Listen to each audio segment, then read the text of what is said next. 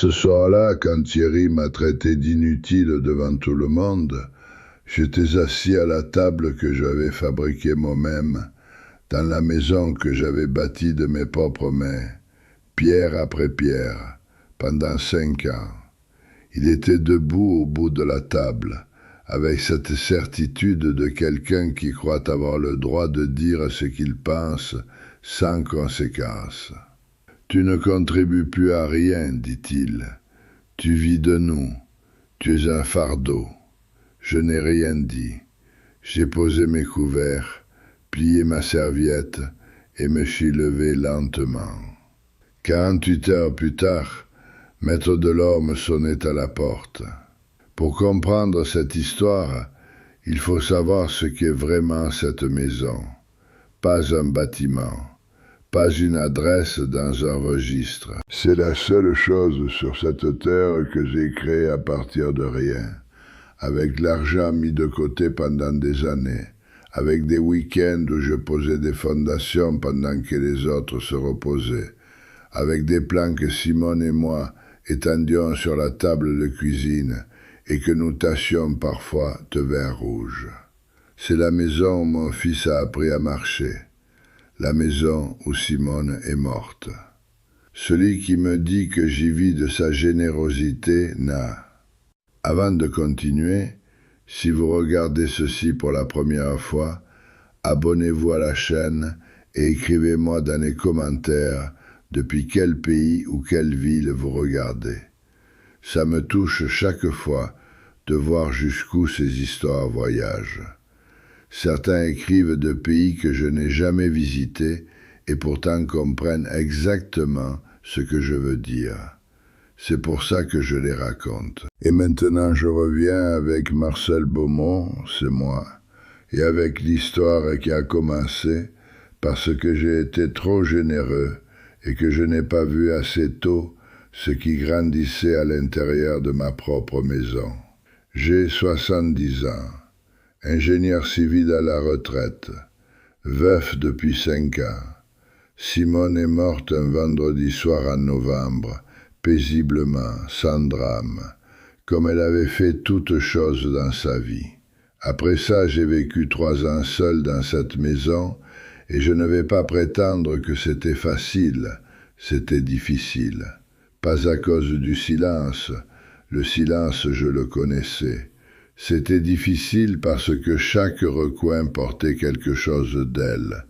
Les carreaux de la cuisine qu'elle avait choisis sur un marché, l'étagère en chêne que j'avais faite pour ses livres, le rosier qu'elle avait planté dans le jardin et qui fleurit chaque mine. Quand Thierry a demandé si lui et Isabelle pouvaient s'installer provisoirement, j'ai dit oui sans hésiter. Thierry venait de couler son entreprise et ils avaient besoin de temps, de stabilité, de sol ferme sous les pieds. Je me suis dit, c'est mon fils, c'est ma famille. Qu'aurais-je fait d'autre? J'ai libéré la chambre d'amis, acheté du linge neuf, et ce premier soir, j'ai cuisiné le plat préféré de Thierry. Je me souviens encore comment il m'a remercié ce soir-là, comment il a dit que j'étais un bon père. Cette phrase sonne différemment dans ma mémoire aujourd'hui, comme s'il savait déjà ce qu'il avait prévu de faire. Le premier signe est arrivé au bout de 3 semaines. Je suis rentré du jardin et le salon avait un autre aspect. Le canapé n'était plus là où Simone l'avait placé, au même endroit depuis 20 ans, sans jamais bouger. Thierry avait tout réorganisé.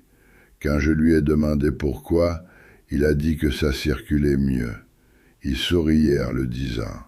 J'ai regardé la pièce qui ne semblait plus mienne et je n'ai rien dit. Je me suis dit que c'était une broutille. Les gens s'installent, ont besoin de leur espace. Je ne comprenais pas encore que ce n'était pas une étourderie. 4 mois plus tard, mon atelier avait disparu. Pas vraiment disparu. Mes outils étaient dans des cartons à la cave, bien rangés, comme si quelqu'un avait organisé des funérailles silencieuses. Thierry avait transformé la pièce en bureau. Nouveau bureau, deuxième écran, un panneau sur la porte qui disait « Cabinet de travail ». Il me l'a dit seulement après que tout était déjà installé. Je me suis retrouvé devant mes scies et mes rabots emballés et j'ai essayé d'être juste. Il travaille depuis chez lui, me suis-je dit. Il a besoin d'espace. Mais quelque chose à moi a enregistré clairement. Il ne demande plus. Lors d'un dîner avec des amis de la famille, il m'a coupé la parole 3 fois dans la même conversation. Pas en passant, il le faisait délibérément, avec le ton de quelqu'un qui établit une hiérarchie devant des témoins. Les invités l'ont remarqué. Je l'ai vu dans leur regard, ce bref malaise que les gens ressentent quand ils assistent à une humiliation et ne savent pas s'ils doivent intervenir ou continuer à fixer leur assiette. Je l'ai laissé parler. J'ai continué à manger. Mais ce soir-là, j'ai commencé à voir des choses que j'avais ignorées ou choisi de ne pas voir. Ensuite, il a pris le contrôle des finances du foyer. Il a présenté ça comme une solution pratique. Il gagnait de nouveaux biens. Il couvrirait les dépenses courantes. Je n'avais pas à m'inquiéter. Ça sonnait comme de l'attention, et au début, je l'ai pris ainsi. Mais peu à peu, j'ai compris ce que ça signifiait vraiment. Il s'était installé comme chef de famille fonctionnel. Les factures partaient à son nom. Les artisans l'appelaient lui, pas moi. Le voisin frappait à sa porte quand il avait besoin de quelque chose. J'étais devenu une figure de remplissage dans ma propre maison. La clôture du jardin a été remplacée un matin sans que je le sache. Un arbre abattu, le rosier que Simone avait planté. Une pièce repeinte dans un gris froid qu'elle n'aurait jamais choisi. Chaque fois, je la prenais après. Chaque fois, il y avait une explication raisonnable. Et chaque fois, je sentais quelque chose se contracter en moi. Pas de la colère, mais quelque chose de plus froid et de plus clair. La conscience que je n'étais plus le véritable habitant de cet endroit, que j'étais devenu, aux yeux de mon fils, un élément de décor, quelque chose autour de quoi on planifie. Et je l'ai entendu un soir parler au téléphone dans le jardin. J'étais dans la cuisine, la fenêtre entr'ouverte. Il parlait bas, mais le soir était parfaitement calme. J'ai compris la plupart de ce qu'il disait, et puis j'ai entendu cette phrase qui a tout changé. Quand le Dieu signera, ça passe à mon nom. Il parlait de ma maison. Il avait un calendrier. Il avait quelqu'un avec qui il planifiait tout ça. Je suis resté immobile derrière la porte de la cuisine pendant plusieurs minutes. Puis j'ai posé le torchon, je me suis essuyé les mains et je suis monté. Le lendemain matin, j'ai appelé Maître Delorme, pas pour me plaindre, pas pour chercher conseil. Je savais déjà ce que je voulais. J'avais seulement besoin de savoir si la loi me donnait ce qu'il me fallait. Delorme gère mes affaires depuis 30 ans. Il connaît chaque détail de ma situation patrimoniale. Quand je lui ai raconté ce que j'avais entendu et ce que je projetais, il a gardé le silence un instant. Puis il a dit calmement, « Marcel, la maison est à vous. Elle a toujours été à vous. Parlons-en avec soin. » J'ai noté le rendez-vous et j'ai pris mon petit déjeuner tranquillement pour... Certains d'entre vous se demandent peut-être pourquoi je n'ai pas réagi plus tôt. La réponse honnête est celle-ci. Parce que Thierry est mon fils unique. Je pensais que si j'avais de la patience, si je laissais de l'espace, il finirait par comprendre où il se trouvait et ce qu'il devait. Je me trompais. Il y a des gens à qui on laisse de l'espace et qui le remplissent de gratitude. Et il y a des gens à qui on laisse de l'espace et qui le marquent immédiatement comme leur territoire. Thierry était du second type.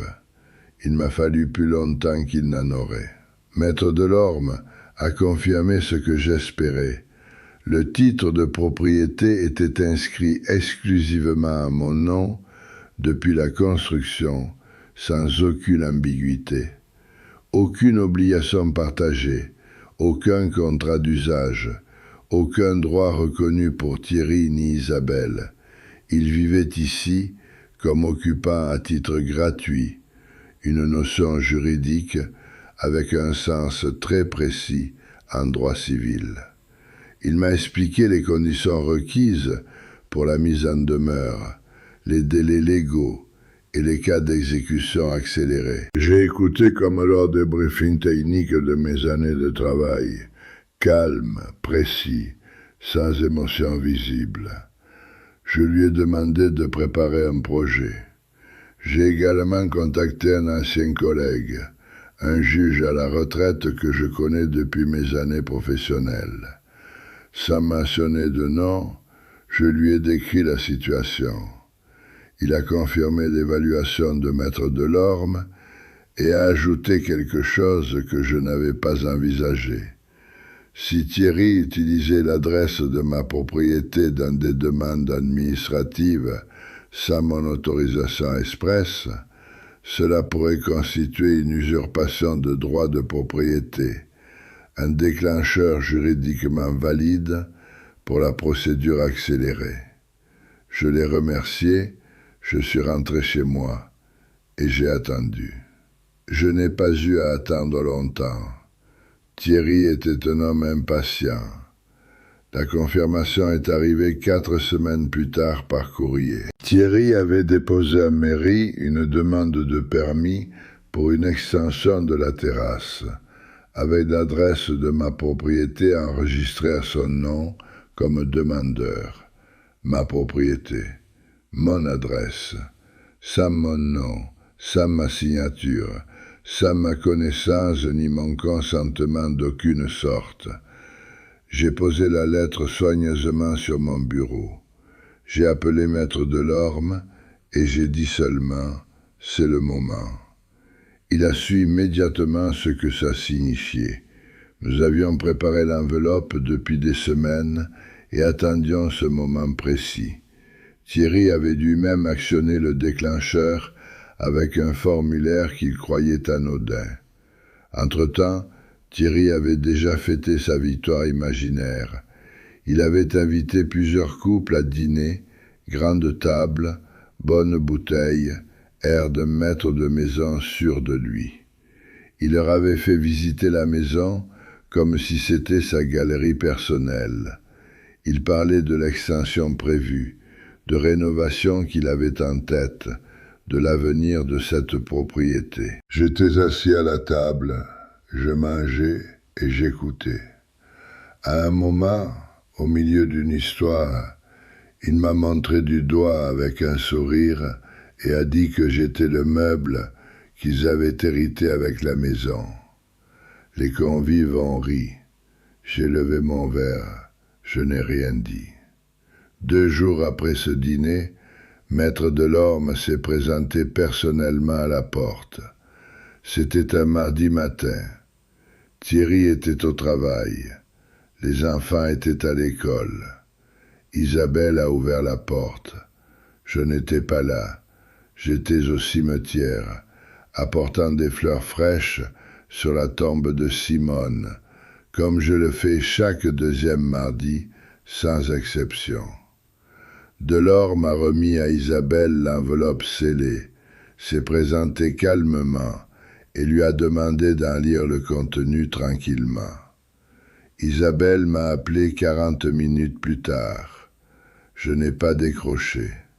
J'ai posé des fleurs sur la tombe de Simone et je suis rentré lentement, très lentement. L'enveloppe contenait la mise en demeure formelle de libération des lieux, fondée sur l'usage non autorisé de mon adresse de propriété dans une demande de permis déposée en mairie sans ma connaissance ni mon consentement.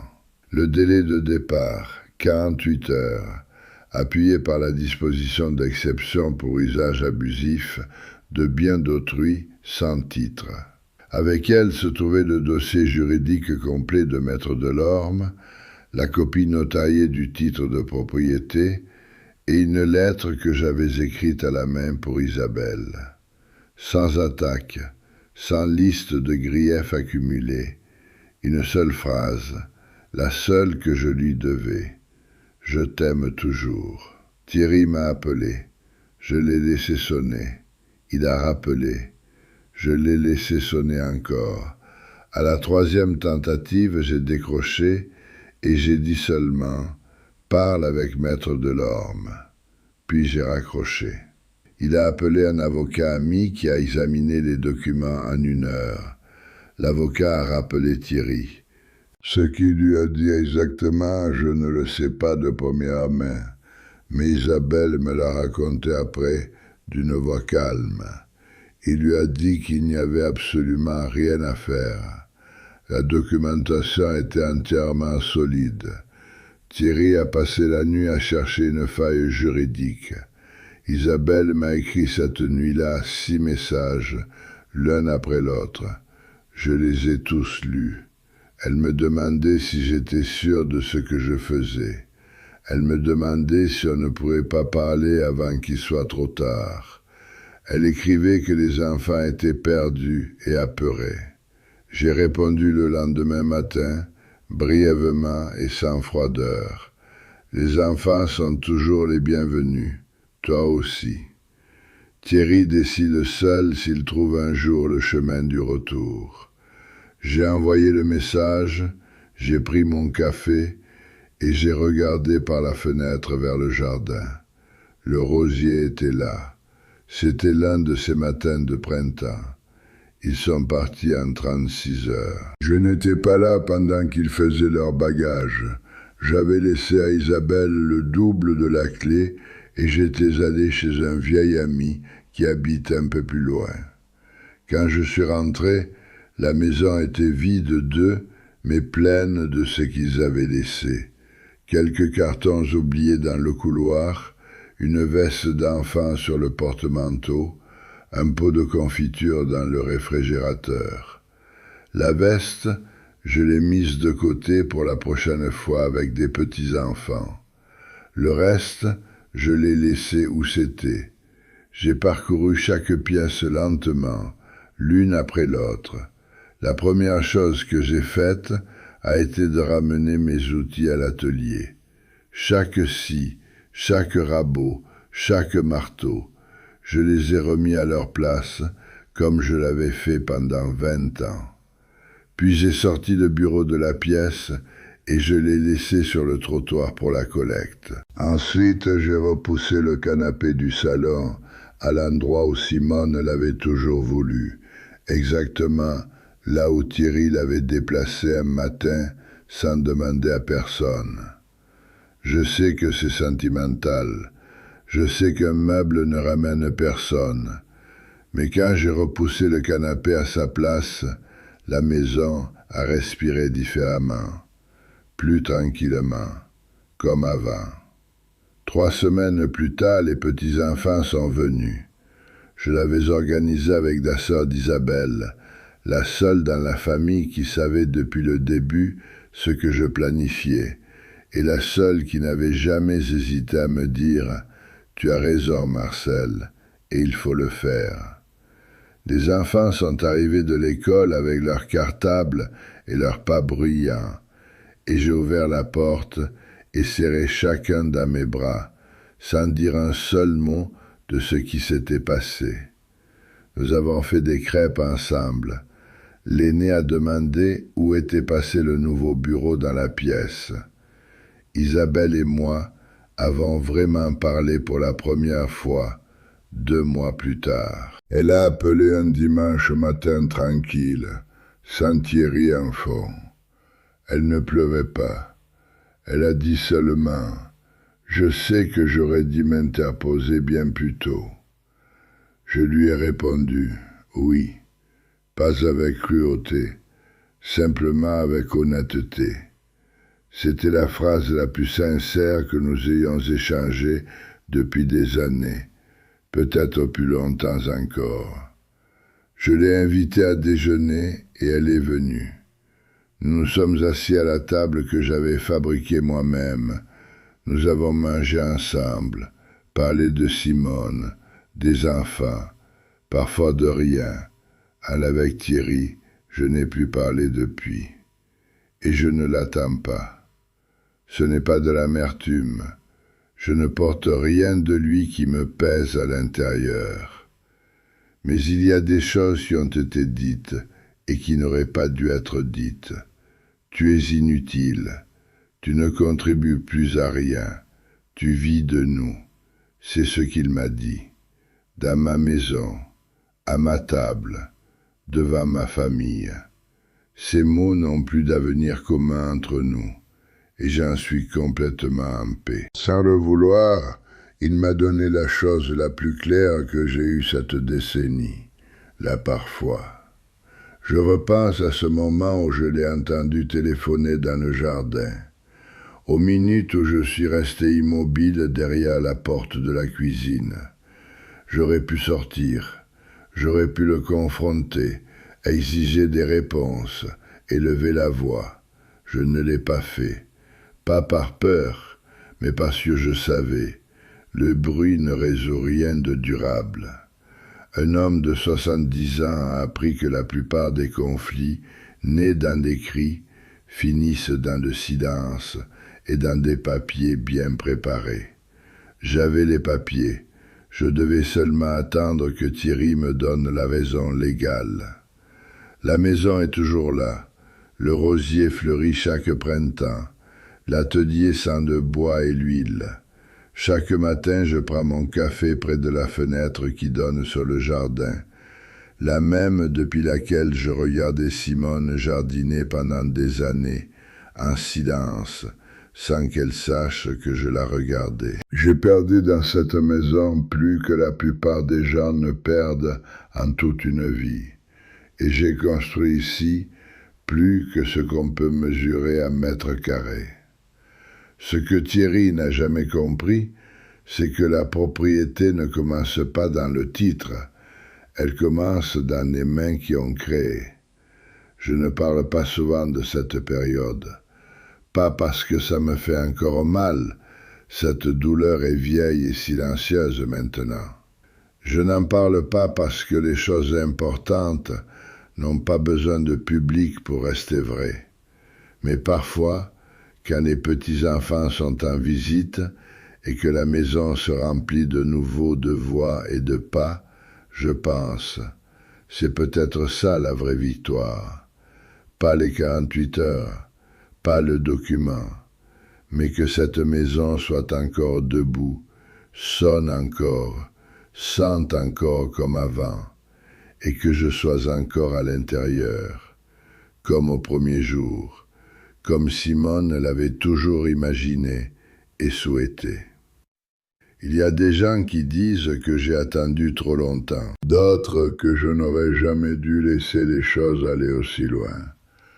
Peut-être que les deux ont un peu raison, je ne le nie pas, mais je ne suis pas quelqu'un qui agit avant d'être certain, et je ne suis pas quelqu'un qui punit sans cause concrète et démontrable. Thierry m'a donné cette cause lui-même, par sa propre impatience. Le reste, je l'ai réglé sans détour, sans drame inutile.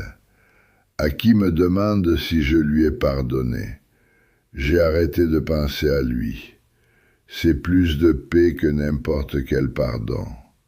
Maintenant, c'est à vous. Écrivez-moi dans les commentaires. Si votre propre fils vous avait traité d'inutile devant tout le monde, dans la maison que vous avez construite de vos propres mains et payée avec votre propre argent, qu'auriez-vous fait exactement? Auriez-vous agi avant moi Ou auriez-vous attendu comme moi le moment légal précis? Et une question qui m'intéresse vraiment. Thierry méritait-il une seconde chance? Ou les 48 heures étaient-elles exactement ce dont un homme comme lui avait besoin pour comprendre quelque chose qu'il aurait dû savoir dès le premier jour? Vous ne pensez pas?